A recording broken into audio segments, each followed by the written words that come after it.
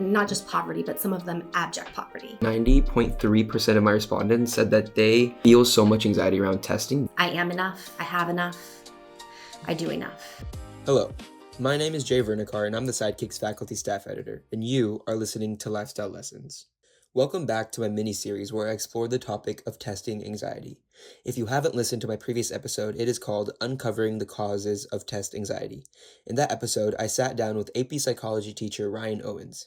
He told me where anxiety stems from in humans from a physiological perspective and how that can tie into students today. In today's episode, I want you guys to walk away with a tangible habit you can implement in your daily routine. So I sat down with Associate Principal Colleen Lowry to explore more about mindfulness and how we can use it to combat testing anxiety. Could you start by just introducing yourself to my listeners? Sure, thank you for having me. My name is Miss Lowry. I'm the Associate Principal here at Coppell High School. Thank you for being here again. So I wanted to talk to you because I know you've had experience holding mindfulness sessions for teachers during staff development days. Could you talk about kind of where that came from for you? Just like how you are knowledgeable on all things mindfulness. Sure. So before I was in Coppell, I was in Dallas ISD, and it's a different kind of school environment than it is in Coppell, lots of challenges. And I had taken a job as an assistant principal in an elementary turnaround, meaning that I was working at a historically failing elementary school. And our job was to turn around the academics. When you're in that kind of environment, basically all of our kids came from poverty, and not just poverty, but some of them abject poverty, generational poverty. And what we noticed is that our turnaround model was entirely focused on improving academics. But what I found was there was this huge part of the students' social and emotional learning that was really stunted, that got in the way of us being able to do the instruction. Right. So learners were deregulated, they had a lot of trauma. They didn't have any tools to help them deal with emotions such as like anger outbursts or frustration or sadness. You know, we would have learners as young as third grade with suicidal ideation. A lot of my kids at that time in that school, they had parents who had passed away from gun violence or overdose. Some parents were incarcerated. So I'm talking heavy levels of trauma in young children. And what I found myself feeling is very frustrated that I couldn't address this very serious need that my kids had. And I was only allowed really to focus on the academics. Okay. And it was so difficult for me that I quit that job. Okay. And I walked away from education because I felt like what I was doing to the children was harmful. Because I knew they were struggling emotionally and mentally and with well-being because of the effects of trauma. Right. And there's a lot of research out there about adverse childhood experiences. It's called ACEs. And it talks about how students who have these adverse childhood experiences, how that impacts their brain development, how it impacts their social skills and things like that. So I walked away from education and I just thought to myself, very kind of intuitively, like I need to figure out how to help kids and people in this domain, this area of being a human being, so that I could support the whole kid, not just can they read and do math. Yeah. Because there's this whole other world of the education system which doesn't have anything to do with grades and things like that. Yeah. And so kind of tying that into the topic of today's conversation, which is testing anxiety.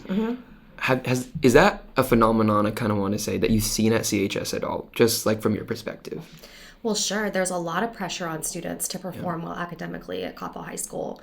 We are a high achieving school. We have the most, national merit scholars anywhere in the state. And from that we have a culture in our community of being focused on academic achievement. And a lot of our kids are getting a lot of tutoring and intervention, even from their parents, from an early age. So the pressure is definitely there. A lot of our students take very heavy course loads too.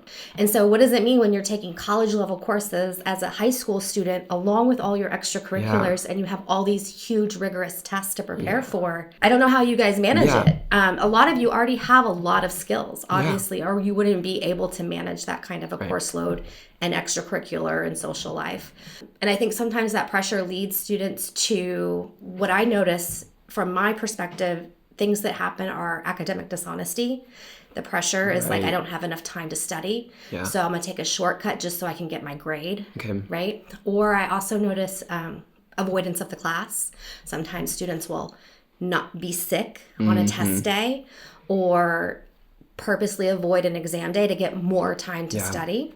Or, they're just the pressure, right? Yeah. It's so much pressure to perform, and then their mental health doesn't do well. And that has other impacts as well. I actually sent out a Google form to a couple of my peers, and I asked them to send it to some of their friends. So I wouldn't know who the respondents were. And from that Google form, 90.3% of my respondents said that they feel so much anxiety around testing because of academic competition. Do you have any mindset shifts for students who may feel that way that they can implement into their day-to-day life to kind of reduce the focus on other people and the comparison culture? Yeah. I think that the comparison culture is very detrimental to your mental health. And it really is never going to get you anywhere. I mean, it's hard for me to, I could say the things that I'm going to say, but it's hard to internalize for a student who is highly focused on that. I think that what would benefit you long term. So the GPA game or the point game is a short-term goal, right? And you're in high school, and right now high school feels like all there is, and then that will be all there is. And then I'm going to get a job, and then that will be all there is. So this is a short-term goal right here, high school. You guys are all brilliant. It's not, where you go to college is not going to completely determine the trajectory of your life. It is okay not to go to UT. It is okay not to get into an Ivy League school. Be focused more on what you're passionate about and what you want to learn, like curiosity, learning, what really matters to me. Try to tap into your passions instead of just trying to game the system to get into your top 10%, to get into the school that you think you have to get into in order to be happy in life. Yeah, it feels great when you get in, but it's not necessary. And I will tell you, once you get into the real world, having a degree, I have a degree from an Ivy League. I have a master's degree from Columbia. And I thought it was going to make all the difference in the world in getting jobs, getting interviews, getting promoted. And guess what? It didn't. You know what really matters for a successful life and a successful career is how you interact with people, how you develop relationships, how you make people feel, how you show up for other people. Those skills are actually way more important than where you got your degree. So for someone who's kind of hyper fixated on the former side that you mentioned of the grades and it's causing them internal stress when they sit down to take a test. So I would say there's two approaches to help with test anxiety. One is what I might call a mantra or a repetitive phrase that I tell myself before I take the test, and the other would be a breath practice. Both are effective. I would probably say the breath practice would be more effective. So I'll talk about the mantras first. So basically, what's happening when you have anxiety about sitting down in that moment to take a test is you are not sure if you are smart enough, prepared enough, and if you're going to perform well enough, right? All of those thoughts are coming from right here in your own mind. You're talking to yourself and you're telling yourself negative things about yourself, right? So what you can do is with intention, before you get into a test, decide what are the things that you're going to tell yourself. I am ready for this test. I have prepared for this test. I will do my best and trust that my best is good enough. Things like that. So finding mantras, one of my favorite mantras that I do when I'm in my, what I call the not enoughs. Okay. Like when you're the internal conversation between your ears is all just telling you that you're not enough. Is that what you mean? Yeah, you're not enough. You're not good enough. You're not smart enough. You're not blah, blah, blah enough, right? We all have that, all of us. What I like to do is one of my favorites is I am enough. I have enough. I do enough. And I repeat that to myself with like each in-breath, each out-breath. I do enough. I have enough. I am enough. And what's happening even if you don't believe it, right? Maybe you don't even believe that you're enough. But when you are intentional about planting that seed in your mind of enoughness, I have enough, I do enough, I am enough, and you repeat that to yourself over and over, what you're doing is you're planting seeds in your mind about who you want to become. And as we intend, so we become. Okay, so thinking about with intention, what kind of thoughts are you planting in your mind? Setting an intention to tell yourself, before I take this test, I am going to repeat to myself in my own mind, whatever that mantra is. I have studied and I am ready. I am smart and I am capable. I'm worthy.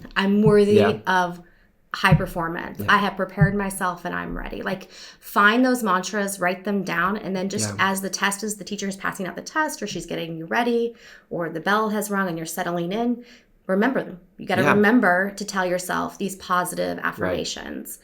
And that can help. Yeah. Those are the mantras. Can you talk a little bit about a few of your recommended breathing exercises? Sure. So there is a lot of science and research about the power of mindful breathing on the body and on the mind. Okay. And what basically research has shown is that when you consciously activate mindful breathing, meaning you decide to pay attention to your breath, notice the sensation of the breath as it's moving in and out of your body, maybe intentionally slow your breath or lengthen your breath or whatever the thing is that what happens in the body is the stress hormones go down. So part of what's happening while you're stressed is you're having a stress response. And when many, many years ago, humans needed stress responses for survival, right? But we're not, the test is not a lion chasing you. Yeah. You're going to survive the test. But the body is triggering it like stress. Your heart rate goes up. You get nervous. You get shaky. So when you access the breath is like a gentle anchor into the present moment and into your body.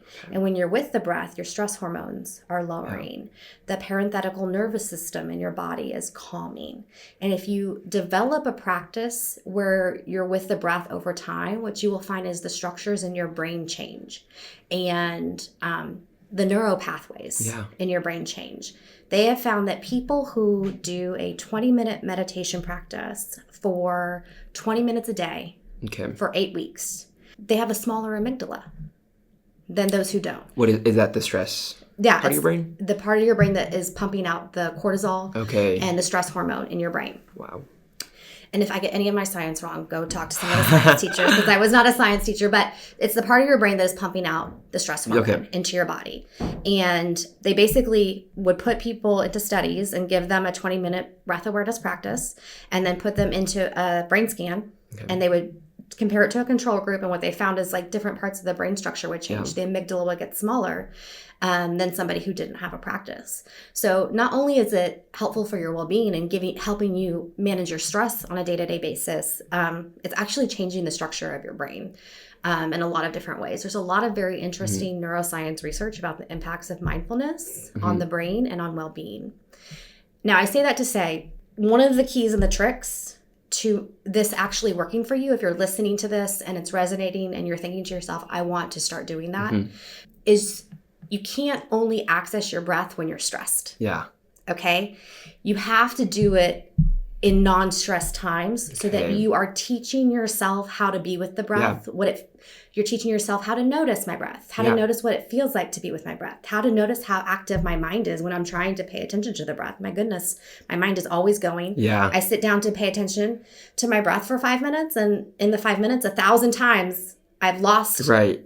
You're distracted somewhere else. Yes. My mind is like here, there, everywhere. And so what you're doing is you're kind of developing this muscle of mindfulness so that when you are in a high stress situation, that muscle is a little bit strong. Okay. If you only try to do it when you're stressed out or you're in crisis, sometimes it can backfire. All right. Okay. Thank you, Miss Lowry. Really quickly, could you walk us through like a session, like a 20-second session of your favorite breathing exercise so my listeners kind of have an implementable you want me to lead a kind of like lead a little breath session. Okay, sure. You can do it with me? Yeah. Okay, cool. So one of the first things you want to do is you just want to notice your body and you want to get into a position where both of your feet are flat on the floor. I like to close my eyes, but you don't have to close your eyes. If you don't want to feel comfortable, sometimes that makes people feel uncomfortable, you can just stare at your feet. And you just gently begin to notice your breath. So just tap into the sensation of your breath. Notice your in-breath. Notice your out-breath. And just follow the sensation of your breath as it moves in and out of your body.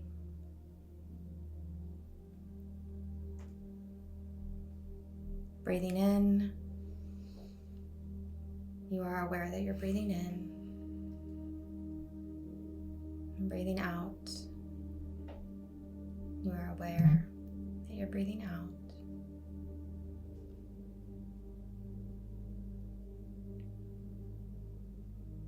Noticing the sensation of the breath in the nose.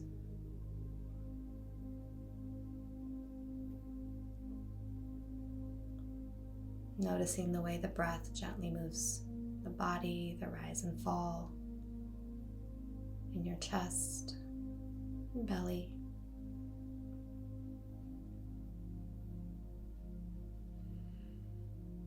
And as you continue to stay with your breath, breathing in, letting go. Each time the mind pulls you away, without reacting or judging that, just come back to the sensation of your breath. In and out.